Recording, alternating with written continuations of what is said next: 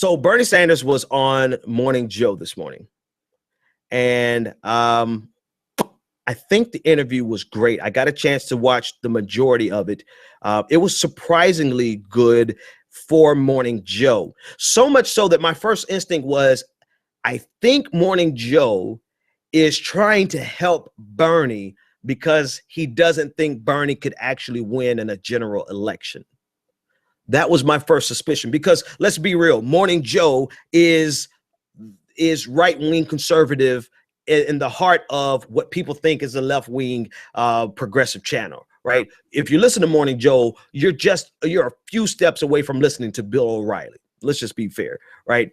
All right, so my first instinct listening to this interview and how well it went was Morning Joe is really trying to bolster Bernie Sanders because he doesn't think Bernie Sanders can win in a general election. Kind of like the traitor Tom Cotton, senator from Arkansas, kind of jokingly endorsed Bernie Sanders because, again, they don't think he can win in a general election. Which is one of the things they talked about on Morning Joe was this assertion that everyone has that Hillary Clinton is going to be the prohibitive nominee. She's like, it's already over with. And he pointed out the same Quinnipiac poll and the Rasmussen poll that we discussed the other night, that in fact Bernie Sanders will perform better against Donald Trump, and Donald Trump is emerging to almost be the prohibitive nominee.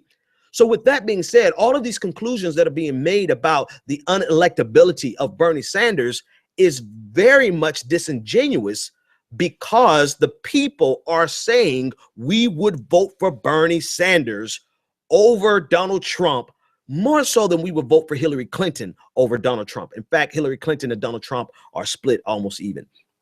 But I have a clip of a few things, and it's actually going to play out of order. I want to play a clip from Chris Matthews, sent to me by Patrick Blanc. Actually, two clips of Chris Matthews sent to me by Patrick Blanc, and it goes to several things I have a big problem with MSNBC, but the media in general, and Democrats.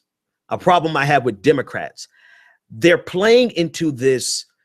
Actually, let me not set it up. Let me just play it. This is going to be this is Chris Matthews having a conversation with Hillary Clinton, and I want you to listen to the question that he asked.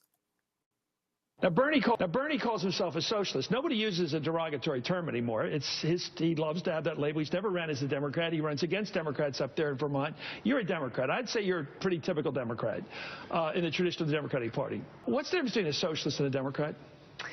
Well, is that a question you want to answer, or would you rather not? Well, you'd have to ask. Well, see, I'm asking you. You're a Democrat. He's a socialist. Would you like somebody to call you a socialist? I wouldn't like somebody calling me a socialist. So this is the thing they do, right? This is the thing they do.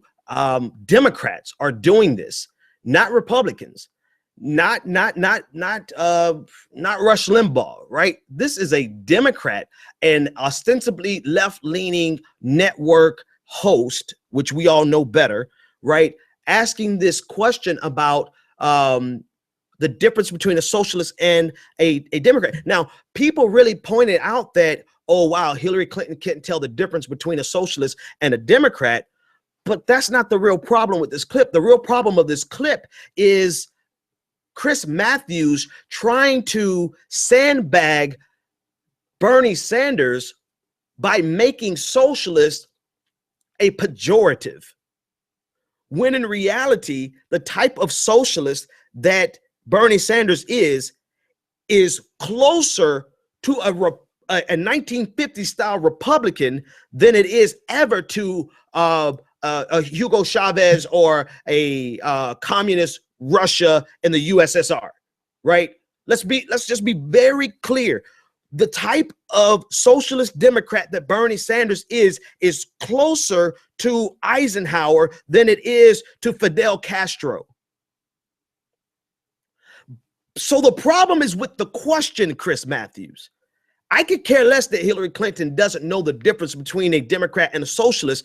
I care about the fact that this media network that once was the big, bright hope for all things left is pushing a narrative that we should be afraid of Bernie Sanders's socialism. That's problem number one. Here's problem number two. Here's the second clip. Hillary's a flip-flopper. Well, then what is Bernie Sanders, who all his life has been running as a socialist against the Democratic Party, now is running for the Democratic Party nomination and, excuse me, hasn't even become a Democrat? He's not a registered Democrat, so I wouldn't use that word flip-flopper if I were the governor. Your thoughts? I mean, the senator. Your thoughts? My thoughts. I'm glad you asked, Chris Matthews. I think that you're full of shit. That's all you know. And thanks to Patrick Blanc on Twitter from the Progressive Army pointing this out, that, you know, Bernie Sanders has since day one caucused with the Democratic Party. He's caucused with them. He has not identified as a Democrat because Democrats have left what it means to be progressive. And so he's saying, I can no longer identify with the party of the Democratic Party, with the leaders and the structure and the stranglehold that they have on the label of Democrats. So I'm going to be an independent, because Bernie Sanders is truer to form of a Democrat than anybody on stage today. Anybody on the scene right now. He's more true to form of Democratic progressive values than Barack Obama, than Bill Clinton, than Hillary Clinton, damn sure than Debbie Wasserman Schultz, and Chris Matthews, even you. So there is a concerted effort, and I don't know if I'm surprised. I think I am a little disappointed because Chris Matthews is sometimes, I like hardball, right? I used to like it so much I'd watch it at 5 and 7 when I was only working one job, right? Now I'm working 2 jobs. I don't have time to watch it at all. But he's usually a pretty decent left-leaning political commentator. Now he has made his bed with the Democratic establishment in opposition to progressivism.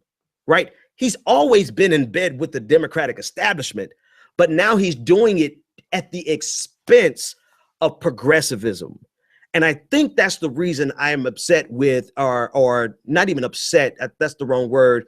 That's the reason I'm jumping off the bandwagon of Democratic Party anything. That's the reason I left the Democratic Party a long time ago in terms of actually being active in it. It's because they are more interested in power than their own progressivism. And so now you have people like Debbie Wasserman Schultz, who I have to wonder, was she ever progressive? Hillary Clinton was never progressive. You have people taking up the label of Democrat at the expense of progressivism. And this is what you see juxtaposed to Bernie Sanders' presentation this morning on Morning Joe. Right? It's almost like they wanted to give a glaring counterbalance to the wonderful interview that he had with Morning Joe, with he and his wife Jane, and then they put this nonsense on this afternoon. Let me play a little clip because Bernie actually answers this better than anybody else. It's a very small clip of he and his wife, and this is the message that I want to share because it spoke to me. Listen. Go ahead, Kristen. Don't underestimate the message that we're bringing forth to the American people. Not only don't underestimate him, but don't underestimate the importance of you participating. Yeah. This would be the best spot for my applause. And I don't think I'm going to get my applause line fixed until wrong screen. I'm not going to get my applause line fixed until next week. But that said it better than anything else. You're underestimating his message. You're underestimating the power of the people who are supporting him, and to the detriment of progressives, but also to the detriment of your own party. To the point where you're willing to run Hillary Clinton up against Donald Trump, despite the fact that she's not going to perform better. To the point where you're sandbagging the competition, right? I don't think there's anybody reasonable. Keyword, operative word is reasonable. I don't think there's anybody reasonable who would come out from a rigorous but fair primary and say, well, I still, this wasn't fair, and I'm not going to, I'm going to walk away and I'm going to go vote for Trump because of how you did us, right? If we actually had a fair primary, if we actually had debates, if we actually had a normal season where it wasn't in the bag for Hillary Clinton, when Debbie Wasserman Schultz wasn't tipping the scales in favor of Hillary Clinton, then I don't think that there's anybody reasonable who would say, oh, I'm just not going to participate and I'm going to go vote for Donald Trump or not vote at all. But that's not the case. And so they're underestimating his message because they don't realize how deep that message resonates with America and how important that message is to most Americans that are paying attention.